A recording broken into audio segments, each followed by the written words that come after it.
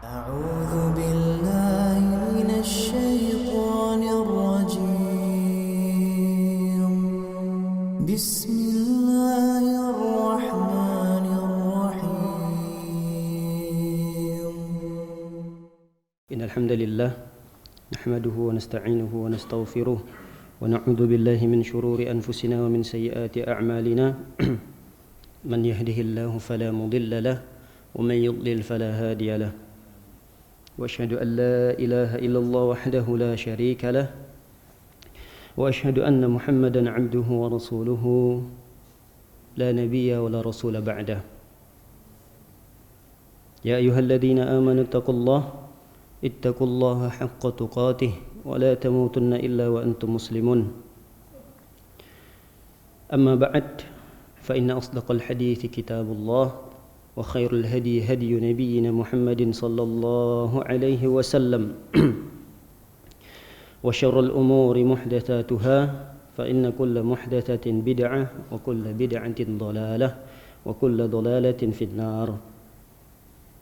Ma'asyiral muslimin, jamaah salat subuh yang mudah-mudahan kita senantiasa dirahmati dan diberkahi oleh Allah Subhanahu wa taala. Insyaallah pada pagi yang berbahagia ini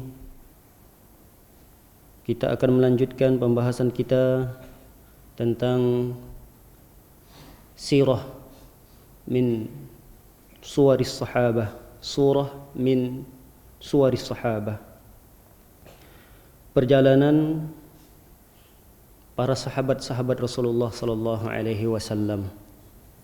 Alhamdulillah kita telah sampai kepada sahabat ketiga yang terbaik di antara ribuan para sahabat Rasulullah sallallahu alaihi wasallam. Beliaulah Utsman bin Affan radhiyallahu taala anhu. Utsman bin Affan telah berlalu pembahasan kita tentang keutamaan-keutamaannya. Di antara keutamaan yang pernah kita sebutkan adalah sabda Rasulullah sallallahu alaihi wasallam manakala beliau menginfakkan sepertiga dari apa yang dibutuhkan oleh Rasulullah sallallahu alaihi wasallam ketika menghadapi peperangan Tabuk. Peperangan Tabuk yang Rasulullah sallallahu alaihi wasallam mengutus hampir 30.000 para sahabat untuk menaklukkan musuh. 30.000 tersebut seluruh biayanya atau sepertiga daripada keseluruhan itu dibiayai oleh Utsman bin Affan dari kendaraannya sampai perbekalan selama peperangan itu berjalan. Sehingga Rasulullah SAW melihat infak yang dikeluarkan oleh Utsman begitu besar, lalu Rasulullah SAW berkomentar, "Ma darra Utsman ma fa'ala ba'da hadza." Tidak ada yang mencelakai Utsman setelah apa yang dia lakukan. Artinya apa yang dilakukan oleh Utsman ini tidak akan membuat ia celaka, tidak akan membuat ia dimasukkan oleh Allah Subhanahu wa taala ke dalam api neraka, walaupun setelah dia berinfak ada kesalahan-kesalahan yang dilakukan oleh Utsman, tapi itu tidak mempengaruhi pahala yang begitu besar yang dilakukan oleh Utsman bin Affan. Bahkan dalam hadis yang lain Rasulullah SAW juga pernah bersabda, "Man hafara bi'rar rumah dakhalal jannah." Barang siapa yang membuat sumur rumah, maka tempatnya adalah surga. Kita tahu pada penjelasan yang lalu bahwasanya di antara keutamaan Utsman adalah membeli sumur rumah milik dari seorang Yahudi yang dibeli oleh Utsman. Dan itu telah berlalu pembahasan kita. Begitu juga para hadirin yang dimuliakan oleh Allah Subhanahu wa taala. Itu adalah pada masa Rasulullah sallallahu alaihi wasallam. Pada masa kekhalifahan Abu Bakar radhiyallahu taala anhu, masih juga Utsman bin Affan loyal terhadap hartanya. Masih juga Utsman bin Affan sangat ringan tangannya mengeluarkan sebahagian hartanya untuk membantu kaum muslimin pada kekhalifahan Abu Bakar, di mana pada saat itu terjadilah musim kemarau, musim penceklik yang begitu panjang sehingga banyak kaum muslimin kelaparan dan sulit untuk mencari makanan. Akan tetapi Utsman bin Affan termasuk orang yang memiliki perniagaan antara Mekkah, antara Madinah dan Syam, atau Madinah dengan Yaman. Manakala Utsman mengirimkan kafilah perdagangannya ke Syam, ketika habis perdagangannya di Syam, dia pun membelanjakan dari Syam untuk menuju Madinah. Bahkan dijelaskan di sana ada 100 kafilah milik Utsman bin Affan, dan satu kafilah itu terdiri dari 3 ekor onta penuh dengan bahan-bahan perniagaan atau perdagangan yang akan diperjualbelikan oleh Utsman di kota Madinah. 3 setiap kafilah, kalau kita kalikan ada 100 kafilah, itu hampir 300 ekor onta yang penuh dengan bahan perdagangan yang dibawa oleh Utsman dari Syam. Sesampainya di kota Madinah, ditahanlah oleh orang-orang Yahudi untuk ditawarkan agar bahan perdagangan itu dijual kepada orang Yahudi. Akan tetapi Utsman bin Affan tidak menjualnya kepada orang-orang Yahudi. Bahkan orang Yahudi di saat itu menawarkan dengan harga yang begitu tinggi, keuntungan yang begitu besar. Ada di antara orang Yahudi menawarkan kepada Utsman, "Wahai Utsman, 10 barangmu akan aku bayar menjadi 12. Artinya kalau Utsman menyerahkan 10, maka orang Yahudi akan membayarnya dengan harga yang 12. Artinya 20% dari harga pokok itu diberikan keuntungan oleh orang Yahudi. Akan tapi Utsman mengatakan, "Tidak, saya tidak akan menjualnya." Kata orang Yahudi tersebut menawarkan lagi, 10 wahai Utsman, 15 buat Anda. Berarti 50% daripada harga pokok itu di keuntungan yang akan didapatkan oleh Utsman. Tapi Utsman tetap tidak menjualnya, karena di saat itu kaum muslimin ternyata benar-benar membutuhkan apa yang telah dibawa oleh Utsman. Ketika itu orang Yahudi ini melihat Utsman yang begitu dungu, bodoh. Kenapa? Karena kepada siapa lagi Utsman akan menjual bahan atau barang yang dia bawa dari Syam ini? Karena tidak akan ada pedagang yang akan menawarkan dengan harga yang begitu tinggi kepada Utsman. Lalu di antara kaum muslimin pun tidak akan ada yang mampu membeli dari apa yang telah dibawa oleh Utsman dari Syam ini. Tidak akan ada yang mampu kaum muslimin yang membeli. Akan tapi Utsman masih bersikeras tidak menjualnya, dan yang dilakukan oleh Utsman setelah ada pembicaraan dengan orang Yahudi, 300 ekor onta ini besertaan dengan bahan atau barang yang dibawa oleh onta ini diwakafkan oleh Utsman untuk kaum muslimin. Diwakafkan oleh Utsman untuk kaum muslimin keseluruhannya. Bahkan dalam riwayat itu diceritakan selama 1 bulan kaum muslimin yang ada di kota Madinah itu tidak membutuhkan bahan pokok lagi untuk belanja kebutuhan rumah tangga mereka. Selama 1 bulan dipenuhi oleh Utsman bin Affan radhiyallahu taala anhu. Kalau kita bayangkan, anggaplah Bekasi ini Madinah, kemudian Utsman mengirimkan kafilahnya dari Bekasi ke Bandung. 300 ekor dari Bekasi ini penuh dengan bahan perniagaan yang akan didagangkan di kota Bandung.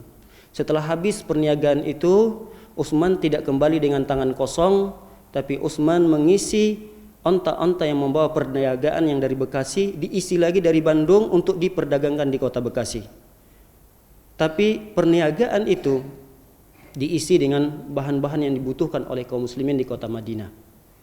Nah, kalau kita bayangkan 300 ekor onta, tak anggaplah mobil pick up 300 yang penuh dengan bahan makan pokok dan barang-barang yang dibutuhkan oleh kaum muslimin. 300 pick up itu diinfakkan, diwakafkan oleh Utsman bin Affan keseluruhannya kepada kaum muslimin yang membutuhkan di saat itu Anggaplah di kota Bekasi ini. Tanpa sedikit pun dipungut biaya oleh Utsman bin Affan. Dan inilah yang dimaksud oleh orang Yahudi, kebodohan yang ada pada diri Utsman.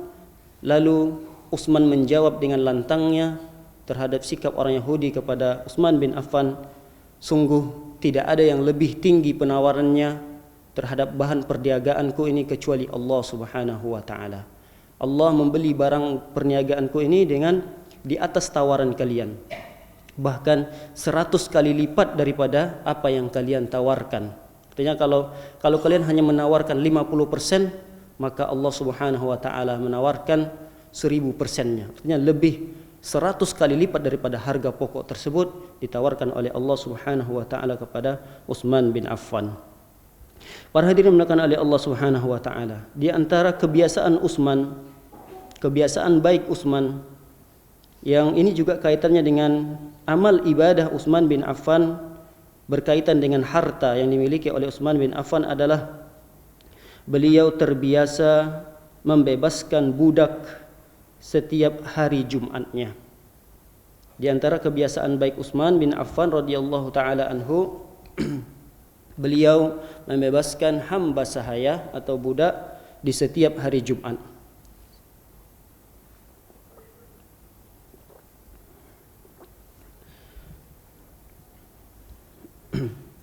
Dan itu kebiasaan itu dimulai dari sejak beliau masuk Islam. Dari sejak masuk Islam sampai beliau meninggal dunia, kebiasaan ini terus dilakukan oleh Utsman bin Affan, yaitu membebaskan hamba sahaya di setiap hari Jumatnya. Kalau kita hitung, saya sempat cari-cari, browsing, kira-kira berapa hamba sahaya secara normalnya, harga hamba sahaya yang jika ingin dibebaskan oleh para sahabat di saat itu. Saya cari-cari, ada beberapa rujukan, diantaranya mereka mengatakan hamba sahaya dihargakan kalau saat ini kira-kira 1000 real. 1000 real ini bukan 1000 real Arab Saudi, tapi 1000 real Amman. 1000 real Amman ini satu realnya 35.000. Kalau kita kalikan 35.000 kali 1000 real, itu rupiahnya kira-kira 350 juta. Jadi 350 juta untuk biaya yang di setiap hari Jumatnya disisahkan oleh Utsman bin Affan untuk membebaskan hamba sahaya. Dan itu bukan setahun sekali, bukan 10 tahun sekali, akan tetapi di setiap hari Jumatnya. Bahkan dalam riwayat ini dijelaskan bahwasanya kana radhiyallahu taala anhu yu'tiku kulla jum'atin raqabatan fi sabilillahi mundu aslam fajami'u ma a'takahu 2,400 raqabatin taqriban. Dalam riwayat diceritakan bahwasanya Utsman bin Affan, semoga Allah meridhoinya, beliau terbiasa di setiap hari Jumatnya membebaskan hamba sahaya di jalan Allah Subhanahu wa taala semenjak beliau masuk Islam. Fajami'u ma a'taqahu, bahkan keseluruhan total dari hamba sahaya yang ia bebaskan kira-kira 2,400 hamba sahaya. 2.400 hamba sahaya dari sejak dia Islam sampai dia wafat meninggal dunia. Kira-kira kata para sahabat yang sempat dibebaskan oleh Utsman bin Affan dari total keseluruhan hamba sahayanya adalah 2.400 hamba sahaya. Kalau kita kali saja satu hamba sahaya, Utsman harus menyisihkan dari hartanya 350 juta. Kita kali 2.400 hamba sahaya, kira-kira totalnya, saya sempat hitung, nolnya berapa ini? Terlalu banyak. 840 miliar. 840 miliar. Ada Pak 480 miliar? Ada hitungan 840 miliar? Ada kan? Jadi kira-kira totalnya, takutnya saya yang salah baca nih, 840 miliar. Itu kira-kira total dari sebahagian harta Utsman bin Affan untuk membebaskan hamba sahaya. Itu hanya total pada satu amalan, yaitu membebaskan hamba sahaya. Dan kebiasaan ini bisa dianalogikan, dikiaskan dengan hal-hal yang lain yang kita mampu. Kalau kita tidak mampu seperti apa yang dilakukan oleh Utsman bin Affan ini, kita bisa analogikan dengan hal-hal yang kita mampu untuk melakukannya. Alhamdulillah, di antara kebiasaan baik yang dilakukan di Masjid Al-Ikhlas misalnya memberikan makan siang di setiap hari Jumatnya kepada jamaah yang sholat Jumat, misalnya itu. Ini di antara kebiasaan-kebiasaan baik yang mungkin bisa kita lakukan dengan kemampuan yang kita miliki. Kalau yang dilakukan oleh Utsman bin Affan ini, mungkin sampai saat ini belum ada orang yang mampu melakukan hal yang begitu besar, dikeluarkan dari sebagian harta yang dia miliki. Maka kalau kita mampunya hanya beberapa kebiasaan saja, yang kebiasaan tersebut adalah kebiasaan baik yang masih dalam kategori disyariatkan oleh Allah Subhanahu wa taala, maka silahkan lakukan hal tersebut. Kalau kita tidak mampu melakukan yang besar, silahkan lakukan hal yang baik dan ringan bagi kita dan tidak memberatkan hal tersebut. Kemudian para hadirin dimuliakan oleh Allah Subhanahu wa taala, di antara keutamaan Utsman bin Affan adalah beliau diberikan oleh Allah Subhanahu wa taala wafat atau meninggal dunia dalam keadaan mulia, yaitu meninggal dalam keadaan mati syahid. Dan ini ada kaitannya dengan prediksi Rasulullah sallallahu alaihi wasallam manakala Utsman bin Affan naik bersama Rasulullah, Abu Bakar dan Umar ketika itu naik di Gunung Uhud. Ketika itu Uhud bergetar. Usbut ya Uhud, kata Rasulullah sallallahu alaihi wasallam, diamlah wahai Uhud, sesungguhnya di atasmu ada seorang Rasul, maksudnya Nabi Muhammad, ada As-Siddiq, maksudnya adalah Abu Bakar, ada Syahidaini, ada dua orang yang akan mati syahid, yaitu Umar dan Utsman bin Affan. Nanti cerita terakhir daripada Utsman bin Affan, beliau meninggal dunia dalam keadaan dibunuh oleh orang-orang Khawarij. Para hadirin dimuliakan oleh Allah Subhanahu wa taala, kisah ini diriwayatkan oleh Abu Musa Al-Asy'ari. Abu Musa Al-Asy'ari, sahabat Rasulullah sallallahu alaihi wasallam, beliau berkata, "Intalaqtu ma'an Nabi sallallahu alaihi wasallam." Aku pernah pergi bersama Rasulullah sallallahu alaihi wasallam, didampingi oleh Abu Musa Al-Asy'ari. Jadi bodyguard Rasulullah itu banyak, di antaranya adalah Abu Musa Al-Asy'ari.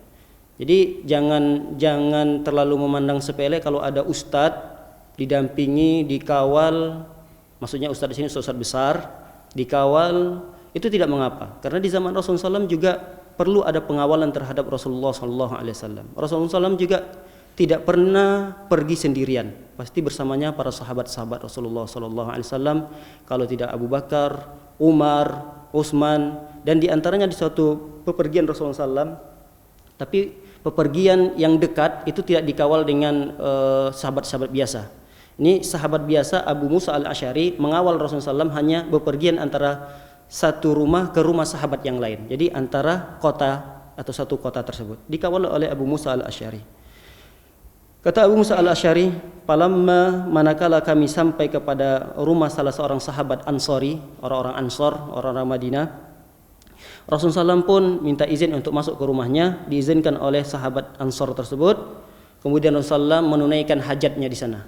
Rasulullah menunaikan hajatnya di sini tidak diceritakan oleh Abu Musa Al-Asy'ari, dan Abu Musa juga tidak, istilah kita, tidak kepo, tidak mau tahu, tidak tahu banyak bertanya kepada Rasulullah apa yang dibutuhkan oleh Rasulullah. Di sini diceritakan saja oleh Abu Musa Al-Asy'ari, yang penting Rasulullah adalah pembicaraan yang dilakukan oleh Rasulullah dengan sahabat Ansor ini. Tapi Abu Musa tidak menjelaskan apa pembicaraan tersebut, apa kebutuhan Rasulullah SAW tersebut. Ya Aba Musa, pesan Rasulullah SAW kepada Abu Musa Al-Asy'ari, amlik alayyal bab fala yadkhulanna alayya ahadun illa biizni. Kamu jaga pintu orang Ansor ini, kamu jaga, fala yadkhulanna, tidak boleh ada satu orang pun masuk dari pintu ini kecuali harus melalui izinku, kata Rasulullah SAW. Faja'a rajulun yadribul bab, maka datanglah seorang laki-laki mengetok pintu. Fakultu man hada, Abu Musa bertanya, siapa ini? Faqala Abu Bakar, saya Abu Bakar. Fakultu ya Rasulullah, dan aku berkata kepada Rasulullah SAW, ya Rasulullah, ada Abu Bakar minta izin untuk masuk. Kata Rasulullah SAW, idzan lahu wa basyirhu bil jannah. Berikan izin dia untuk masuk dan beri kabar gembira kepadanya bahwasanya Allah menjanjikan surga buatnya.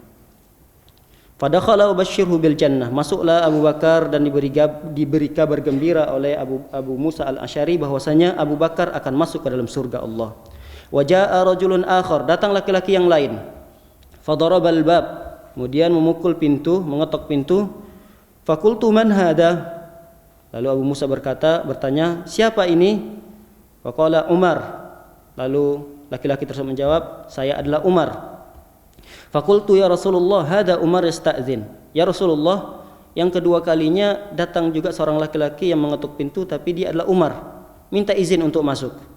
Qala Rasulullah SAW pun menjawab, iftah lahu wa basyirhu bil jannah. Bukakan pintu buat Umar dan beri kabar gembira kepada Umar radhiyallahu taala anhu bahwasanya Allah menjanjikan buatnya surga. Wa fatahtul bab wa dakhala wa basyirhu bil jannah. Fa basyartuhu bil jannah. Aku bukakan pintu, kemudian aku berikan kabar gembira bahwasanya Umar akan masuk ke dalam surga Allah.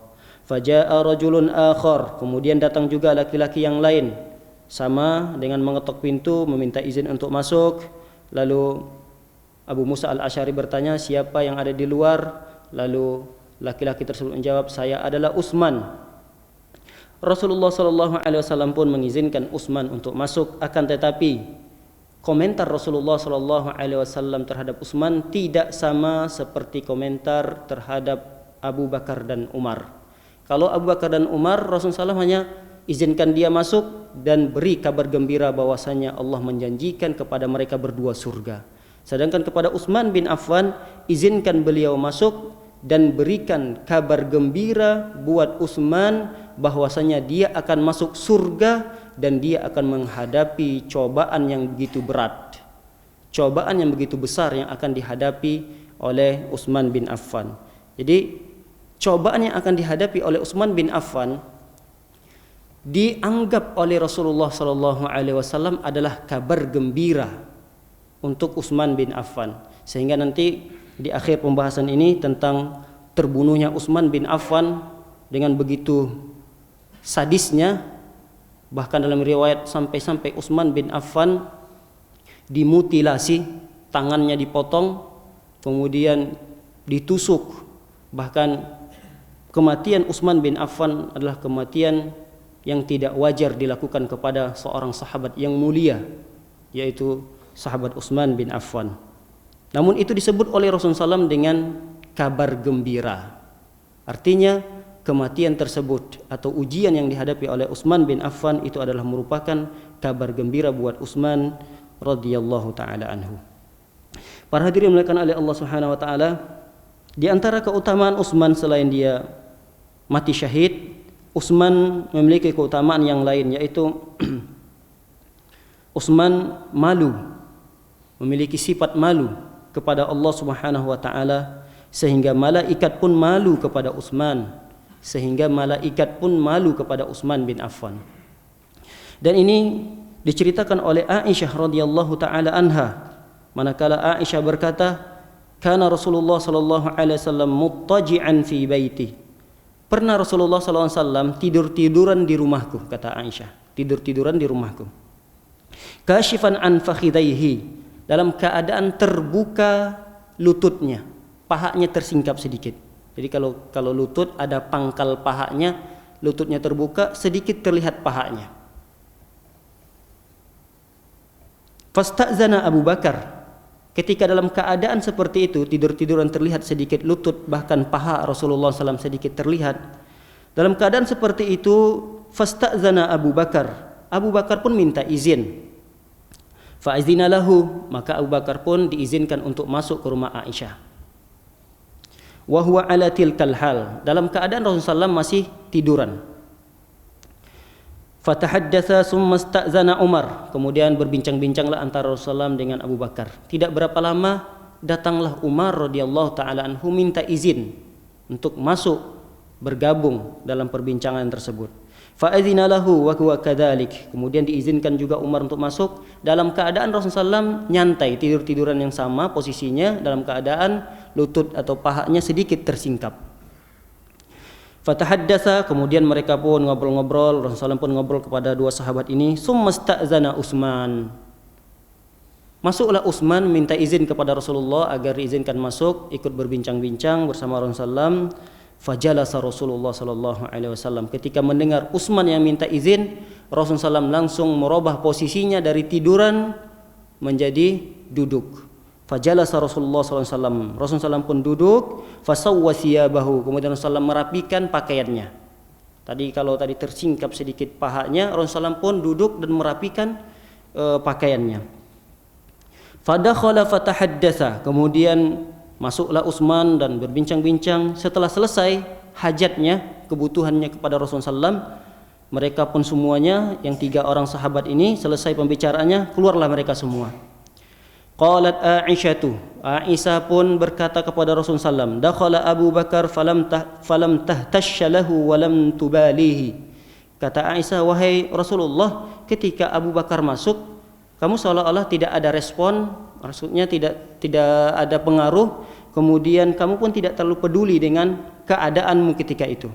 Summa dakhala Umar, kemudian Umar pun masuk, kamu juga sepertinya tidak peduli dengan keadaanmu. Summa dakhala Utsman, namun ketika Utsman yang masuk, fajalasta, engkau duduk kemudian merapikan pakaianmu. Kira-kira apa gerangan wahai Rasulullah? Faqala Rasulullah SAW pun menjawab, ala astahi min rajulun tastahi minhul malaikah. Kata Rasulullah SAW, apakah aku tidak malu kepada seorang laki-laki yang para malaikat malu kepadanya? Kata Rasulullah SAW komentarnya, apakah saya tidak malu kepada seorang laki-laki, maksudnya adalah Utsman, yang para malaikat malu kepadanya. Dalam riwayat yang lain dijelaskan bahwasanya kenapa Rasulullah SAW merubah posisi dari berbaring menjadi duduk dan merapikan pakaiannya sehingga lututnya tidak terlihat, karena kata Rasulullah SAW, Utsman itu adalah seorang laki-laki yang pemalu.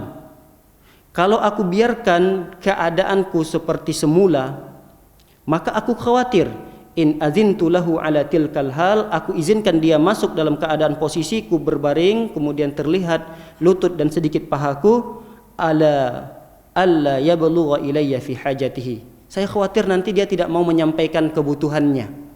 Artinya dia malu melihat keadaan Rasul seperti itu, dia keluar sehingga kebutuhannya yang akan dia sampaikan kepada Rasulullah tidak jadi dia sampaikan karena dia memiliki rasa malu yang sangat besar. Sehingga Rasulullah SAW pun merubah posisi duduknya dan memperbaiki pakaiannya. Para hadirin dimuliakan oleh Allah Subhanahu wa taala. Apa pelajaran yang dapat kita ambil di sini? Di antaranya kata para ulama adalah riwayat ini sesuai dengan kaidah yang disebutkan oleh para ulama, al-jazaa'u min jinsil amal. Sesungguhnya balasan yang diberikan oleh Allah kepada seseorang itu sesuai kadar amalan yang dia lakukan. Jadi balasan yang akan didapatkan oleh seseorang itu sesuai dari jenis amal yang dia lakukan. Kalau di sini yang dilakukan oleh Utsman adalah memiliki sifat malu, dan sifat malu ini adalah bagian daripada iman. Al-haya'u minal iman. Artinya bagian daripada ibadah, bagian daripada keimanan. Jika ini dilakukan oleh Utsman, maka balasan daripada amalan yang sejenis daripada itu, Allah pun menjadikan para malaikatnya malu kepada Utsman bin Affan. Bahkan bukan hanya malaikat, Rasulullah sallallahu alaihi wasallam pun malu kepada Utsman bin Affan. Begitulah dengan hal-hal yang lainnya kata para ulama. Al-jazaa'u min jinsil amal, atau dalam kaidah yang lainnya, kama tadinu tudan, sebagaimana engkau memperlakukan maka engkau pun akan diperlakukan dengan hal yang sama. Kalau hari ini kita berbuat baik kepada orang, di satu saat nanti orang itu akan berbuat baik kepada kita. Ini yang disebut dengan al-jazaa'u min jinsil amal. Kalau kita menyayangi orang lain di muka bumi ini, maka Allah pun akan membuat malaikat-malaikatnya menjadi sayang kepada kita. Sebagaimana sabda Rasulullah SAW, irhamu man fil ard yarhamukum man fis sama. sayangilah, kasihilah siapa saja yang ada di muka bumi ini, baik manusia, hewan, tumbuhan, sayangilah mereka, maka niscaya Allah akan membuat para malaikatnya sayang kepada kalian. Artinya ada unsur timbal balik yang dilakukan oleh manusia yang diberikan oleh Allah Subhanahu wa taala yang disebut dengan al-jazaa'u min jinsil amal.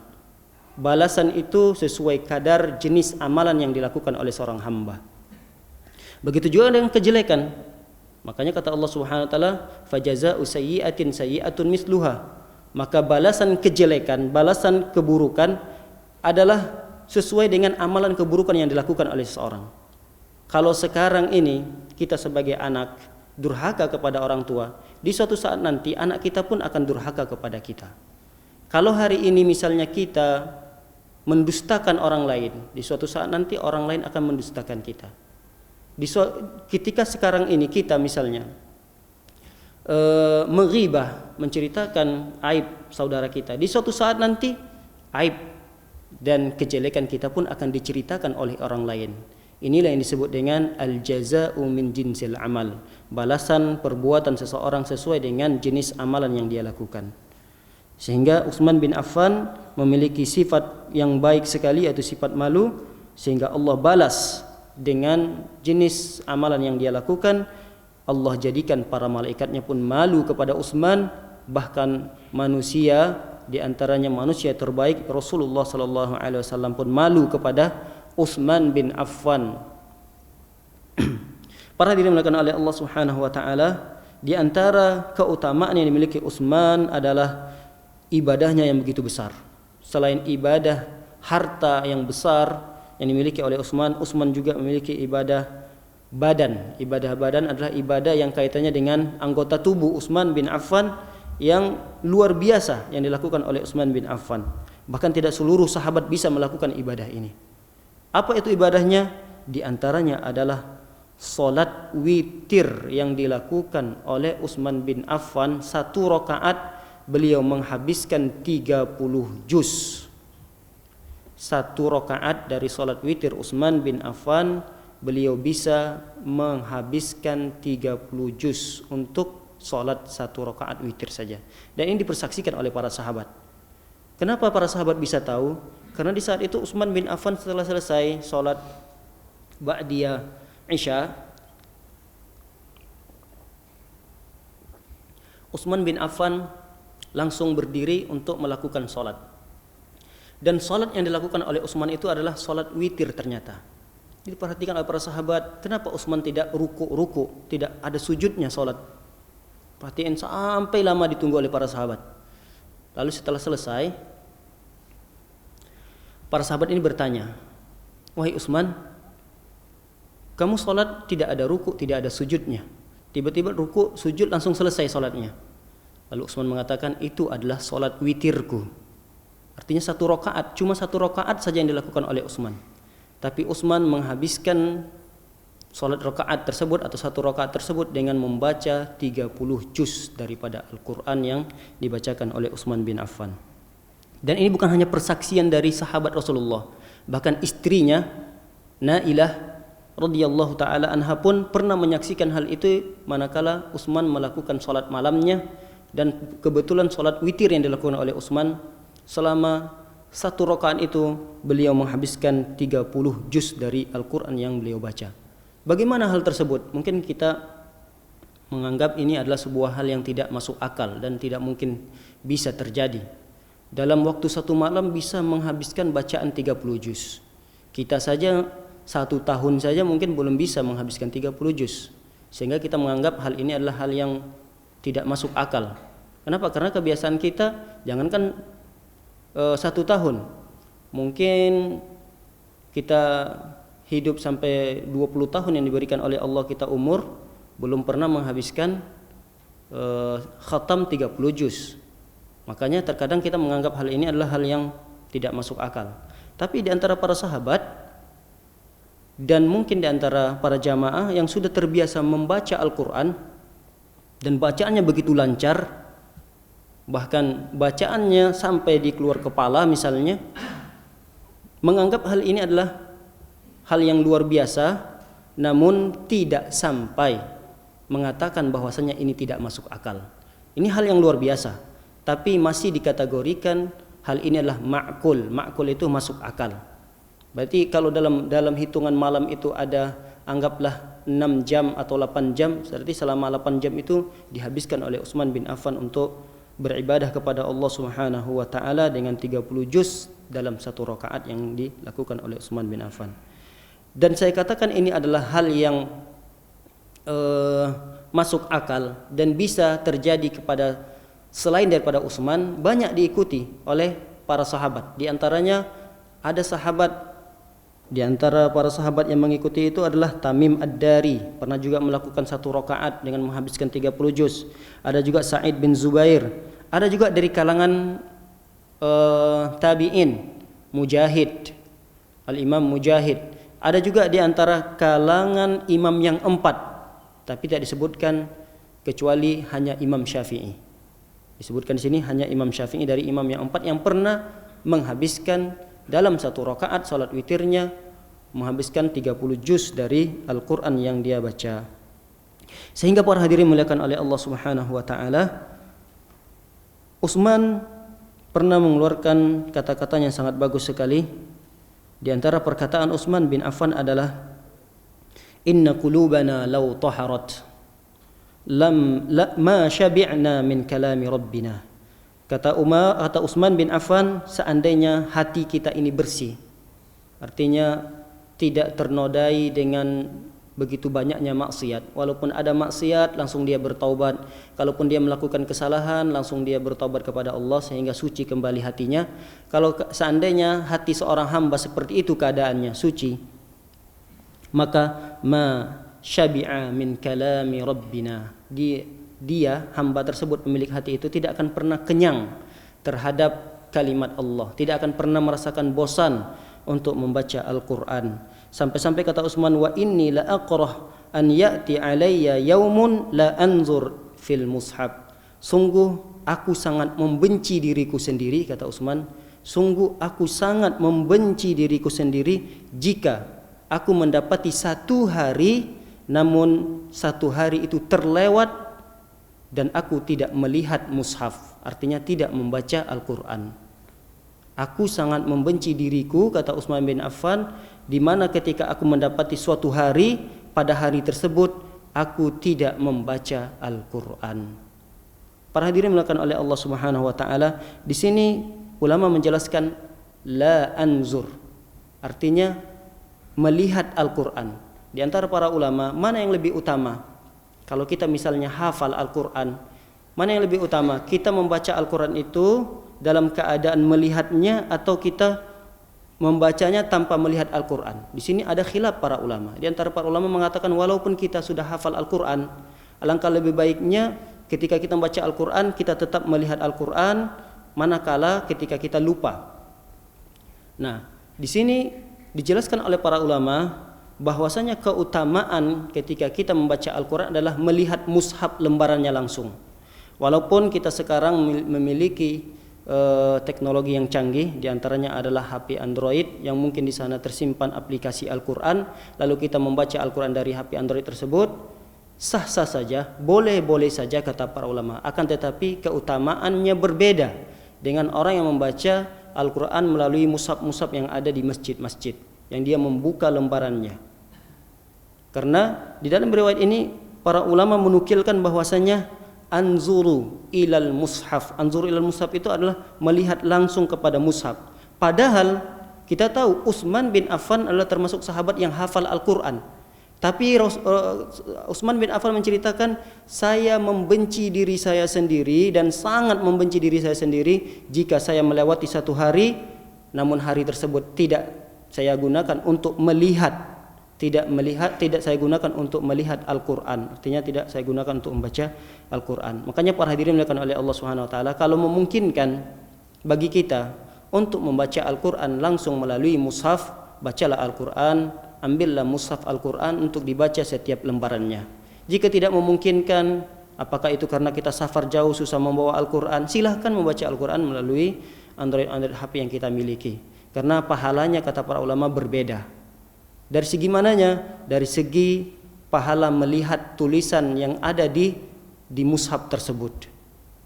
Dibandingkan dengan kita melihat Al-Quran yang ada di HP, itu hanya mendapatkan pahala, kata para ulama, pahala membacanya, pahala dari setiap huruf yang kita baca. Tapi kalau kita membaca Al-Quran dari mushaf, selain kita mendapatkan pahala bacaannya, kata para ulama, kita juga mendapatkan pahala dari melihat Al-Quran itu atau mushaf yang ada di Al-Quran itu. Kenapa? Karena Android yang kita miliki atau aplikasi Al-Quran yang ada di HP kita, ini kata para ulama tidak disebut dengan Al-Quran.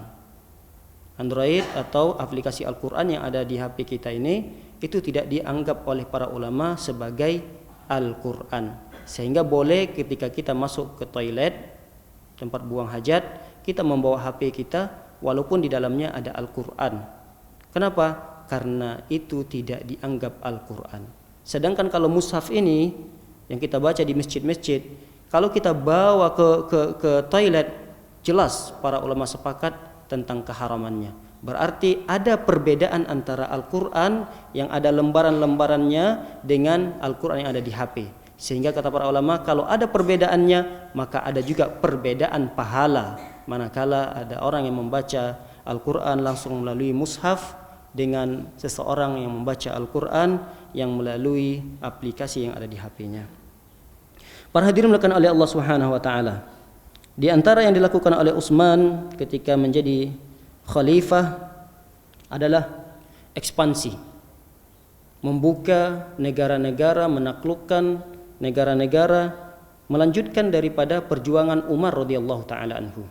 Ketika Umar sempat menaklukkan Khurasan itu diantaranya adalah yang dikuasai oleh Persia, Iran.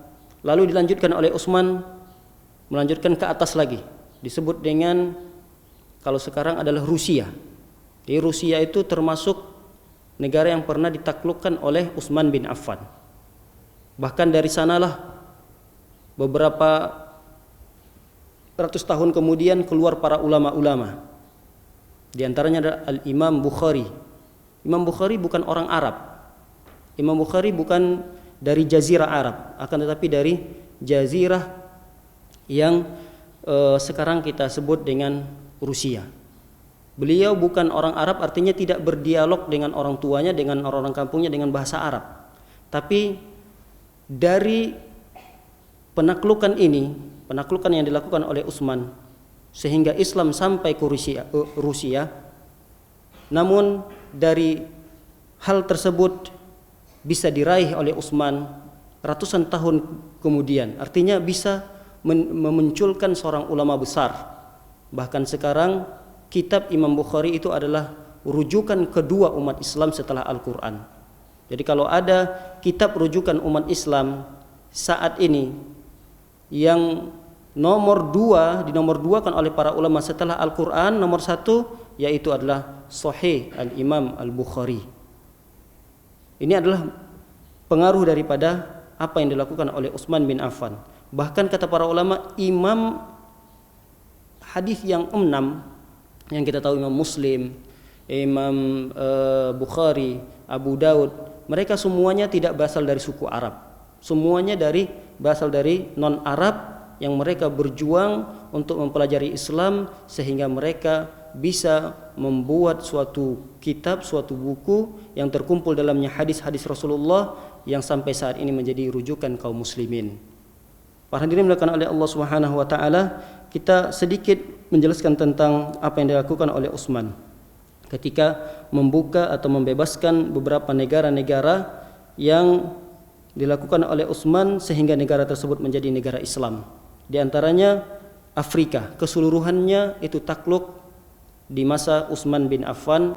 Setelah Mesir ditaklukkan oleh Umar, namun melanjutkan keseluruhan dari Afrika tersebut dilanjutkan oleh Utsman bin Affan, sehingga disebutkan oleh para ulama di antara tentara yang pertama sekali dibentuk oleh Utsman, angkatan lautnya itu adalah di zaman Utsman bin Affan. Angkatan laut yang pertama sekali dibentuk oleh kaum muslimin yang dilakukan oleh kaum muslimin itu dimulai pada zamannya Utsman. Di zaman Rasulullah belum ada angkatan laut.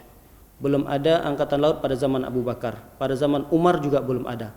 Akan tapi ketika negara kekuasaan kaum muslimin sudah mulai menyebar luas, lalu Utsman bin Affan pun membuat kebijakan baru, yaitu mengangkat beberapa tentara-tentara yang diajarkan untuk bisa berenang dan seterusnya, sehingga dijadikan angkatan laut, dan itu mulanya berasal dari kekhalifaan Utsman bin Affan. Tujuannya adalah untuk menjaga daerah-daerah perbatasan kaum muslimin, khususnya daerah perpantaian, daerah-daerah pantai-pantai yang dikuasai oleh kaum muslimin.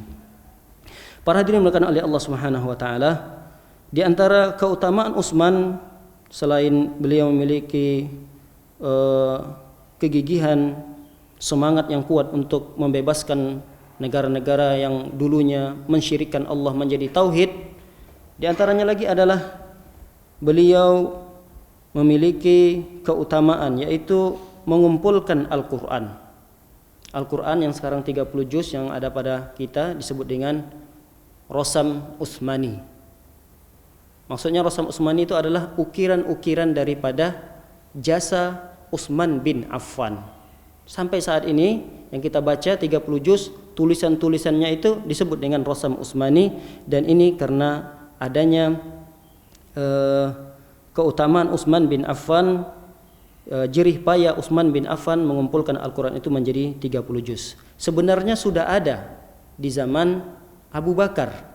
Pengumpulan Al-Quran 30 juz itu sudah ada di zaman Abu Bakar, tapi hanya satu mushaf itu. Dan ketika meninggal Abu Bakar, diserahkanlah Al-Quran 30 juz yang sudah menjadi mushaf itu, masih lembaran-lembaran tapi belum dijilid begitu bagusnya, di zaman Abu Bakar. Dan meninggal Abu Bakar diserahkan kepada Hafsah. Hafsah ini adalah putri Abu Bakar. Diserahkan kepada Hafsah yang merupakan putri daripada Umar radhiyallahu taala anhu. Nanti ketika Umar meninggal, mushaf ini masih ada pada Hafsah. Lalu ketika Utsman bin Affan ditawarkan oleh Hudzaifah bin Yaman, karena Hudzaifah bin Yaman ini adalah orang lapangan, mengikuti beberapa peperangan-peperangan, penaklukan-penaklukan, ekspansi yang dilakukan oleh Utsman bin Affan. Hudzaifah bin Yaman ini melapor kepada Utsman bin Affan. Wa kana yughazi ahli Syam. Dia mengikuti peperangan-peperangan, di antaranya adalah memerangi ahli Syam. Ahli Syam itu di antaranya Palestina, Lebanon, Suria, Yordan. Ini adalah Syam. 4 negara ini adalah Syam. Termasuk dilanjutkan Utsman ini melanjutkan apa yang dilakukan oleh Umar radhiyallahu taala anhu untuk membuka 4 negara ini yang disebut dengan Syam, menaklukkan 4 negara ini. Kemudian setelah selesai peperangan di Syam, kemudian Hudzaifah bin Yaman pun melanjutkan untuk ekspansi ke Armenia, kemudian Azerbaijan. Armenia ini di mana, Pak? Rusia.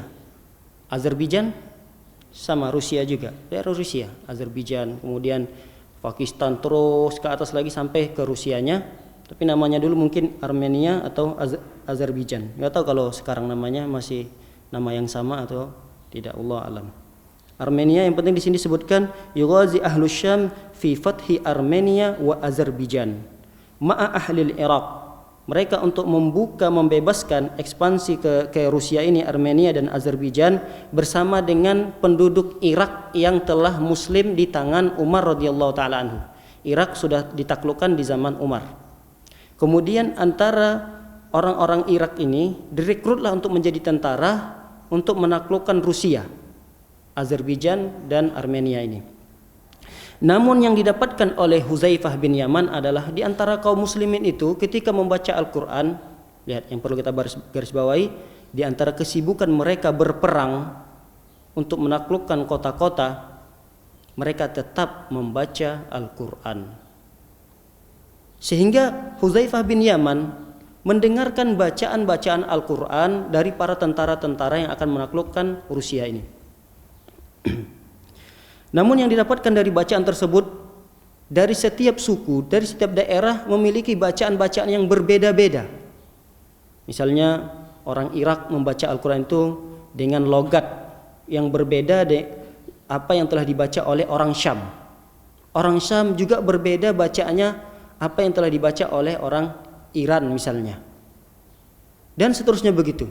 Didengar oleh Hudzaifah bin Yaman. Manakala selesai mendengarkan bacaan tersebut, pulanglah Hudzaifah bin Yaman ini ke Madinah melaporkan hal tersebut kepada Utsman. Ya Amirul Mukminin, wahai Utsman, pemimpin kaum mukmin, adrik hadhil ummah. Perhatikan umat ini. Qabla an yakhtalifu, sebelum mereka berikhtilaf, berbeda pendapat fil kitab, di dalam membaca Al-Qur'an. Ikhtilaf al-Yahudi wan Nasara, sebagaimana orang Yahudi dan orang Nasara mereka berbeda-beda di dalam membaca kitab mereka. Makanya kita lihat sekarang kalau kitab Nasara, Injil, Yahudi, Taurat, mereka setiap negara pasti memiliki cara baca yang berbeda. Tidak ada rujukan asli apa dari bacaan atau kitab yang diturunkan dari bahasa apa. Kalaupun misalnya dari bahasa yang satu, tapi ketika dia ada di Indonesia nanti tidak lagi dengan menggunakan bahasa yang diturunkan. Kalau Al-Quran, bedanya adalah walaupun kita dari berbagai negara, tetap yang kita baca itu adalah Al-Quran yang 30 juz itu. Adapun bahasa Indonesia itu adalah merupakan terjemahannya. Tapi setiap kaum muslimin dari berbagai negara pasti membaca Al-Quran yang dari juz 1 sampai juz 30. Nah, kekhawatiran Hudzaifah bin Yaman ketika seseorang membaca Al-Quran juz 30 ini atau 30 juz ini berbeda-beda dalam bacaannya, sehingga Hudzaifah bin Yaman ingin menyatukan persepsi untuk dijadikan satu bacaan saja. Bukan artinya tidak boleh, boleh, karena Rasulullah SAW juga membolehkan dan menurunkan, kata Rasulullah SAW, Allah menurunkan cara baca itu ada 7. Namun karena kekurangan informasi sehingga sangat sulit sekali sampai informasi ini berbagai negara-negara, dikhawatirkan, bahkan itu sudah terjadi, bukan dikhawatirkan, sudah terjadi, antara satu dengan yang lain saling mengkafirkan. Ada di antara para tabi'in yang mungkin mereka belum mendapatkan informasi bahwasanya Allah menurunkan cara baca Al-Quran itu ada 7, dan riwayat lain ada 10 qiraat, ada 7 qiraat, dan itu semuanya benar. Namun untuk menyatukan ini supaya para kaum muslimin tidak berbeda pendapat dan jangan sampai antara satu dengan yang lainnya saling mengkafirkan. Bagaimana tidak mengkafirkan? Ada sahabat misalnya membaca wadduha, tiba-tiba dia tidak dapatkan ternyata adanya hadis yang menjelaskan boleh membaca wadduha. Pasti dia akan berbeda, ini bacaan apa lagi? Dari mana dia mendapatkan bacaan ini? Sehingga di situ terjadilah khilaf di antara kaum muslimin saat itu, dan didapati langsung oleh Hudzaifah bin Yaman. Bahkan di sini diceritakan ada di antara mereka, antara satu dengan yang lainnya saling menyalahkan, kamu yang salah, kami bacaan kami sudah benar, kami dapatkan bacaan ini dari sahabat fulan, kamu dari sahabat mana dapatkan bacaan itu? Jadi di antara satu dengan yang lain mereka saling menyalahkan. Bahkan yang lebih parah daripada itu, kata para ulama, di antara tabi'in yang satu dengan tabi'in yang lainnya saling mengkafirkan antara satu dengan yang lain. Nah, untuk menghindari hal tersebut, Utsman bin Affan membuat sebuah panitia terdiri dari 4 para ulama, 1 dari kalangan Ansor, 3 dari kalangan Muhajirin. Yang orang Ansor adalah Zaid bin Thabit, kemudian 3 orang yang lainnya adalah Abdullah bin Zubair, Sa'id bin Al-As, dan Abdurrahman bin Al-Harith. 4 orang ini dibentuk oleh Utsman bin Affan untuk dijadikan panitia, mengumpulkan satu Al-Quran dijilid menjadi 30 juz, 1 jilid, sehingga setelah jadi dibuat menjadi 4 Al-Quran. 4 Al-Quran, 1 dikirim ke Kufah, ke Basrah, ke Syam, kemudian 1 lagi adalah menjadi pegangan Utsman bin Affan. Nah, ada 4 mushaf dijilid oleh Utsman bin Affan dengan 4 para sahabat yang jadikan panitia untuk membuat Al-Quran menjadi 1, dan sisanya dibakar oleh Utsman bin Affan ketika mendapati ada bacaan-bacaan yang mungkin cara penulisannya ada yang keliru, cara bacanya sudah dihapus atau dimansuh, namun masih ada. Hal itu dibakar oleh Utsman bin Affan supaya tidak tersebar lagi. Yang ingin disebarkan oleh Utsman bin Affan adalah Al-Quran yang sudah disusun oleh beberapa panitia yang ditunjuk oleh Utsman bin Affan radhiyallahu taala anhu. Para hadirin melakukan oleh Allah Subhanahu wa taala, melihat prestasi yang digapai oleh Utsman begitu bagus sekali, ekspansi yang dilakukan oleh Utsman juga berhasil dan membuahkan keislaman yang baik di negara-negara tersebut. Bahkan sampai-sampai kata para ulama di zaman Utsman bin Affan, sahabat-sahabat yang ada di kota Madinah tidak pernah lagi mengeluh dengan kemiskinan. Artinya sahabat-sahabat di kota Madinah sudah lebih daripada cukup, bahkan sudah benar-benar mendapatkan kenikmatan dunia itu di zamannya Utsman bin Affan ini.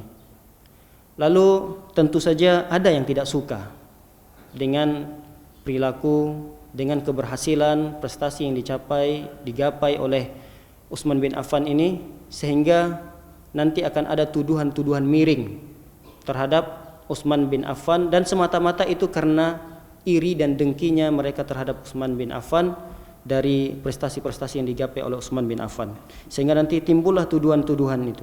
Di antara penyebab daripada tuduhan ini dilemparkan kepada Utsman, kita sudah sebutkan tadi, adalah karena pertama, orang Yahudi gembongnya tapi pura-pura masuk Islam, yang disebut dengan orang munafik. Dia menunjukkan secara zahirnya dia Islam, dia salat, dia beribadah, dia berzakat, dia berpuasa secara zahir, tapi dalam hatinya dia menyembunyikan kebenciannya terhadap Islam. Dialah Abdullah bin Ubay bin Salul. Abdullah bin Ubay bin Salul ini adalah gembongnya orang-orang munafik yang beragama Yahudi, berasal dari kota Yaman. Karena ulah beliau inilah menghembus-hembuskan fitnah-fitnah kepada orang-orang yang bukan dianggap para sahabat. Kata para ulama, yang mereka pengaruhi atau Abdullah bin Ubay bin Salul ini tidak bisa mempengaruhi sahabat untuk membenci Utsman, karena semua sahabat sepakat tentang keutamaan Utsman bin Affan yang kita jelaskan, sehingga tidak ada para sahabat yang keluar, yang berdemo, yang meminta agar Utsman turun dan tidak lagi menjabat sebagai kekhalifahan. Yang berdemo untuk bahkan mengelilingi, mengepung rumah Utsman sampai 40 hari, itu bukan dari kalangan para sahabat. Bahkan kata para ulama, yang mengepung, yang mendemo rumah Utsman bin Affan sampai 40 hari itu jangankan sahabat, anaknya para sahabat saja pun tidak ada yang ikut. Berarti ini direkrut dari tabi'in yang mungkin dari daerah-daerah yang jauh. Bahkan dalam riwayat itu disebutkan bahwasanya yang membunuh Utsman bin Affan saking banyaknya tidak ada yang tahu. Namun dalam satu riwayat disebutkan adalah al-mar'ul aswad, seorang laki-laki yang hitam legam. Artinya saking banyaknya orang yang masuk ke rumah Utsman bin Affan, kemudian ada yang memotong tangannya Utsman, ada yang menusuknya, ada yang menikamnya.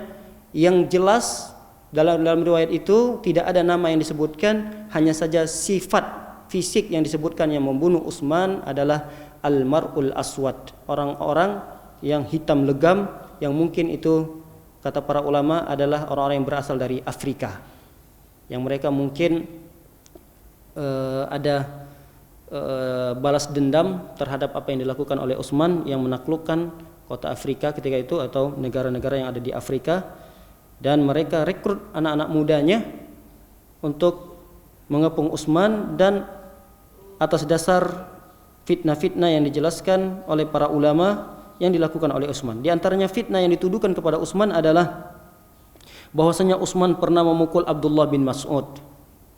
Ada fitnah juga yang menjelaskan bahwasanya Utsman bin Affan selain memukul Abdullah bin Mas'ud juga pernah memukul Ammar sampai ususnya rusak, sehingga pencernaan ususnya menjadi rusak dan tidak bekerja dengan baik.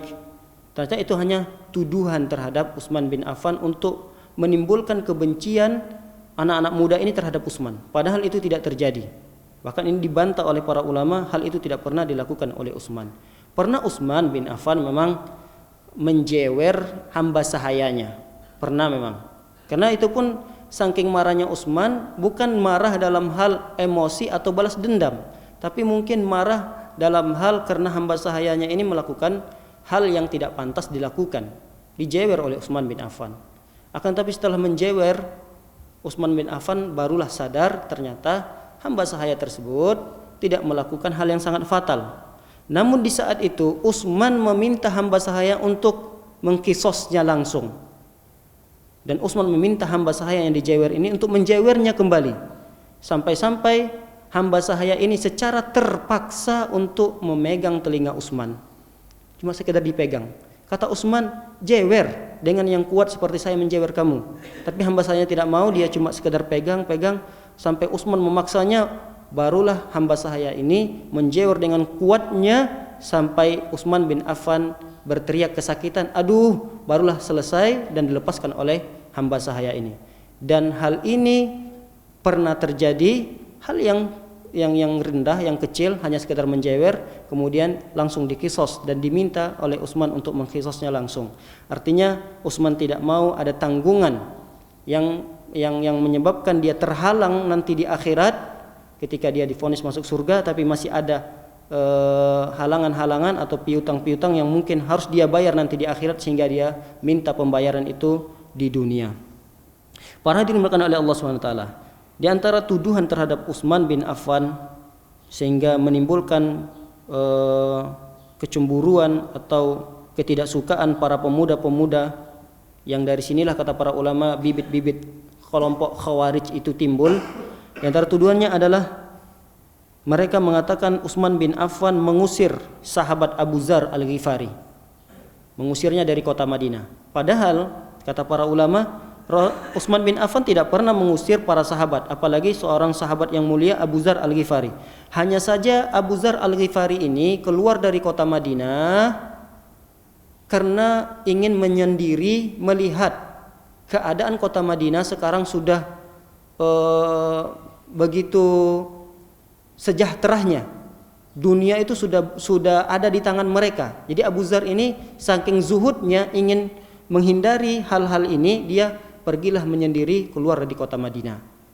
Dan itu atas permintaan Abu Dzar sendiri kepada Utsman bin Affan. Lalu diizinkan oleh Utsman bin Affan, barulah dia keluar. Bukan atas perintah, bukan atas usiran daripada Utsman. Karena memang Abu Dzar yang meminta izin kepada Utsman bin Affan, lalu diizinkan oleh Utsman bin Affan. Sekali lagi bukan diusir oleh Utsman bin Affan. Kemudian di antara tuduhan yang lain terhadap Utsman bin Affan adalah Utsman nepotisme. Jadi di antara ketika membuka atau mengekspansi beberapa negara, dia kirimkan di sana gubernurnya dari saudaranya sendiri, sepupunya, keponakannya, pamannya, kata mereka. Padahal kata para ulama ada 18 gubernur yang dikirim oleh Utsman bin Affan, dan itu hanya beberapa orang saja. Kata para ulama hanya 5 atau 6 orang saja yang ada kaitannya dengan kerabat Utsman bin Affan. Jadi sebagian besar itu ya orang lain, dan melanjutkan apa yang telah dilakukan oleh Rasulullah sallallahu alaihi wasallam, yang dilakukan oleh Umar radhiyallahu taala anhu. Dan itu tuduhan sudah terjawab oleh para ulama. Kemudian di antara tuduhan yang lainnya terhadap Utsman bin Affan, Utsman ini menyempurnakan sholat ketika safar. Seharusnya dikosor, malah Utsman menyempurnakannya. Dan itu terjadi di kota Mekah. Utsman pernah bersafar ke kota Mekah, dari Madinah ke Mekah, harusnya ini dihitung safar, tapi Utsman tidak mengkosor sholatnya. Dan ini dijadikan permasalahan yang besar, tuduhan yang besar, seolah-olah Utsman ini membuat ajaran baru. Padahal ini kan hal yang sunnah. Mengkosor sholat ketika safar adalah yang sunnah. Kalau kita mau ambil sunnah tersebut, itu merupakan sedekah dari Allah. Kalau kita tidak mau menerimanya, boleh kita menyempurnakan sholat kita. Dan itu ada pertimbangan kenapa Utsman bin Affan menyempurnakan sholatnya di Mekah. Pertimbangan Utsman bin Affan adalah karena dia merasa dirinya bukan musafir ketika sampai di Mekah. Karena di Mekah itu masih banyak karib kerabatnya, dia dilahirkan di sana dan dia pun menikah di sana. Sehingga ketika dia pergi ke Mekah, anggap saja saya pulang kampung. Pulang kampung, sehingga dia ketika sholat itu dia tidak pernah menjamak dan mengkosornya. Nah, begitu juga dengan kita, kalau kita dari safar misalnya untuk ibadah haji dan umroh, sangat sayang sekali kalau kita menjamak dan mengqashar salat, apalagi kita bukan asli dari orang-orang haram, artinya Masjidil Haram dan Masjid Nabawi, untuk kita memperbanyak ibadah kepada Allah Subhanahu wa taala. Niatkan saja kalau kita sudah sampai ke sana, ke Mekah dan Madinah, kita termasuk orang yang bermukim di sana, sehingga kita bisa menunaikan salat 5 waktu secara berjamaah, kemudian kita bisa melakukan salat-salat sunnah yang lainnya sebagaimana yang dilakukan oleh Utsman bin Affan radhiyallahu taala anhu. Para hadirin melakukan oleh Allah Subhanahu wa taala. Kemudian kita lanjutkan secara ringkas bahwasanya tuduhan mereka terhadap Utsman tidak hadir di peperangan Badar, dan Utsman juga melarikan diri dari peperangan Uhud. Bahkan Umar tidak ikut membaiat Rasulullah di Bai'atur Ridwan. Bantahan ini dibantah oleh para ulama. Kenapa Utsman tidak ikut di peperangan Badar? Karena Utsman diperintahkan oleh Rasulullah untuk menjaga istrinya Ruqayyah, putri Rasulullah SAW yang sedang sakit saat itu. Akhirnya Utsman diperintahkan, kamu tidak usah ikut perang, kamu harus menjaga istrimu dan merawat istrimu yang sedang sakit. Namun kamu tetap terhitung sebagai orang yang ikut di perangan Badar. Kalau nanti ada ghanimah, rampasan perang, kamu pun ikut dapat bagiannya, kata Rasulullah SAW.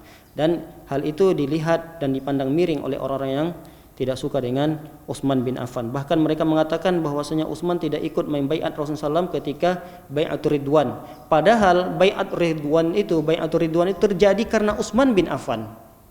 Kenapa Utsman bin Affan tidak ada di sana? Karena Utsman bin Affan dikirim sebagai delegasi oleh Rasulullah SAW untuk langsung ke Mekah. Ketika Rasulullah SAW bersama sahabat-sahabatnya sedang berpakaian ihram, Rasulullah SAW masih berada di sebuah pohon. Kemudian di pohon tersebutlah terjadi baiat karena Rasulullah SAW mendengar isu berita bahwasanya Utsman yang dikirim sebagai delegasi dibunuh oleh orang kafir Quraisy. Sehingga para sahabat-sahabat ketika itu membaiat Rasulullah ingin berperang dan ikut janji setia terhadap Rasulullah SAW. Dan Bai'atur Ridwan itu termasuk sebabnya adalah karena Utsman bin Affan, karena dia tidak ikut di situ karena memang diutus oleh Rasulullah SAW ke Mekah terlebih dahulu. Jadi tuduhan-tuduhan itu tidak benar semuanya. Kemudian diantaranya lagi adalah tuduhan terhadap Utsman bin Affan. Utsman bin Affan menambah azan di hari Jumat, sehingga kita ketahui bahwasanya di hari Jumat itu ada azan 2 kali, itu di zaman Utsman bin Affan. Di zaman Rasulullah, di zaman Umar, di zaman Abu Bakar, azan Jumat itu cuma sekali. Ketika di zaman Utsman, azan itu menjadi 2 kali. Sehingga terjadilah azan di pasar, di masjid, dikumandangkan azan pertama. Kira-kira minimal setengah jam sebelum masuknya waktu Jumat. Bahkan 1 jam sebelum masuk waktunya Jumat boleh berkumandang azan. Karena apa dilakukan hal tersebut? Apa yang mendorong Utsman berinisiatif untuk menambah azan yang kedua atau 2 kali azan di hari Jumat? Di antaranya adalah karena kepemimpinan Utsman ini sudah besar, kemudian banyaknya jumlah penduduk di kota Madinah, masjid pun sudah makin besar. Dikhawatirkan para sahabat-sahabat itu terlupakan bahwasanya hari ini hari Jumat, sehingga ingin mengingatkan bahwasanya ini adalah hari Jumat, dikumandangkanlah azan pertama. Kemudian setelah itu para sahabat bersiap-siap untuk menunaikan salat Jumat, baru nanti dikumandangkan azan yang kedua. Dan ini adalah sunnah yang dilakukan oleh Utsman bin Affan. Sehingga kata para ulama, kalaulah di zaman Utsman saja sudah ada syariat penambahan azan, maka tentu di zaman kita ini lebih utama, kata para ulama. Di zaman kita ini tentu lebih utama untuk memandangkan azan 2 kali. Namun yang keliru adalah di antara umumnya masyarakat memandangkan azan ini tidak seperti apa pelaksanaan yang dicontohkan oleh Utsman bin Affan. Apakah boleh Utsman bin Affan menambahkan azan? Boleh. Kenapa boleh? Karena ini ada rekomendasi dari Rasulullah sallallahu alaihi wasallam. Alaikum bisunnati wa sunnatil khulafa'ir rasyidin al-mahdiyyin min ba'di. Kata Rasulullah, hendaklah kalian berpegang teguh di atas sunnahku dan berpegang teguh terhadap sunnahnya khulafa'ir rasyidin setelah ketiadaanku. Artinya setelah meninggal Rasulullah, kalau ada sunnah-sunnah yang ditetapkan oleh khulafa'ur rasyidin yang 4 termasuk Utsman bin Affan, berarti kita juga dibenarkan untuk melakukan hal itu. Kalau ada di antara kaum muslimin yang azan 2 kali, apakah itu sunnah? Sunnah. Tapi yang perlu kita perbaiki adalah kaifiyah atau tata cara pelaksanaan azan itu yang mungkin perlu diperbaiki. Kalau azan 2 kalinya itu tidak dipermasalahkan oleh para ulama karena sudah ada contoh dari Utsman bin Affan. Di antaranya yang terakhir mungkin tuduhan orang-orang yang membenci Utsman bin Affan adalah Utsman bin Affan tidak mengkisos Ubaidillah bin Umar. Ubaidillah ini anaknya Umar radhiyallahu taala anhu yang pernah membunuh Hurmuzan. Hurmuzan ini adalah seorang majusi yang masuk Islam tanpa diketahui oleh Ubaidillah bin Umar. Dia masuk Islam, tapi masuk Islamnya ini tidak diketahui oleh Ubaidillah, Hurmuzan namanya. Dibunuh oleh Ubaidillah. Hurmuzan seorang majusi awalnya, tapi dia masuk Islam. Akan tetapi Utsman bin Affan tidak mengkisosnya, sehingga orang-orang menuduh mungkin itu anak Umar, dia takut pada Umar, takut kepada keluarga Umar, sehingga dia tidak mengkisosnya, tidak membunuh Ubaidillah. Ternyata para hadirin dimuliakan oleh Allah Subhanahu wa taala, yang dilakukan Utsman memang tidak mengkisosnya, tidak membunuhnya, akan tetapi dia membayar diat. Diat itu dengan bayaran onta sebanyak 100 ekor onta karena dia telah membunuh jiwa yang tidak bersalah. Dan sebenarnya atas dasar apa Ubaidillah bin Umar ini membunuh? Karena Ubaidillah bin Umar ini menyangka itu mengira bahwasanya Hurmuzan ini termasuk orang yang bekerja sama terhadap Abu Lu'lu' ketika membunuh Umar radhiyallahu taala anhu. Umar, bapak daripada Ubaidillah ini kan terbunuh oleh Abu Lu'lu' al-Majusi. Nah, Hurmuzan ini karena dia berasal dari orang Majusi juga, dari Persia, kemudian keislamannya tidak diketahui oleh Ubaidillah, dia mungkin keislamannya hanya untuk menyelamatkan diri, lalu tetap dibunuh oleh Ubaidillah, dan itu dikiaskan kata para ulama sebagaimana sahabat Usamah bin Zaid manakala membunuh seorang musyrik ketika dia mengucapkan la ilaha illallah. Ini terjadi pada zaman Rasulullah SAW. Usamah ketika ingin menebas seseorang, berperang, ketika lemah seseorang ini sudah kalah, sudah berlutut, artinya sudah kalah, tidak bisa lagi ngapa-ngapain. Usamah ketika itu ingin menebasnya, lalu seorang laki-laki ini mengucapkan la ilaha illallah, akan tetapi Usamah tetap menebasnya dan membunuhnya. Lalu berita ini sampai kepada Rasulullah SAW, sampai Rasulullah SAW mengatakan kepada Usamah, wahai Usamah, kenapa engkau lakukan hal itu? Bukankah dia telah mengucapkan la ilaha illallah? Kalau dia sudah mengucapkan la ilaha illallah, haram darahnya untuk ditumpahkan. Kata Usamah mengatakan, ya Rasulullah, paling-paling dia juga mengucapkan itu hanya sekedar dia menyelamatkan dirinya dari tebasan saya. Sampai Rasulullah mengatakan, wahai Usamah, apakah engkau telah membelah dadanya sehingga engkau melihat isi jantung dan apa isi dari hatinya? Apakah karena dia mengucapkan la ilaha illallah itu karena takut dengan tebasanmu, atau karena memang dia ingin memeluk agama Islam? Artinya Rasulullah SAW pun tidak membenarkan hal tersebut, sehingga Utsman bin Affan tidak membenarkan perilaku putra daripada Umar bin Khattab, Ubaidillah, akan tetapi diperintahkan untuk membayar diat dengan 100 ekor onta karena telah membunuh jiwa yang tidak bersalah. Para hadirin dimuliakan oleh Allah Subhanahu wa taala, kita cukupkan sampai di sini untuk pembunuhan Utsman. Insyaallah kita akan lanjutkan pada pertemuan yang berikutnya. Wassallallahu ala nabiyyina Muhammadin wa ala alihi wa sahbihi wasallam ajma'in. Subhanakallahumma bihamdika asyhadu an la ilaha illa anta astaghfiruka wa atubu ilaik. Assalamualaikum warahmatullahi wabarakatuh.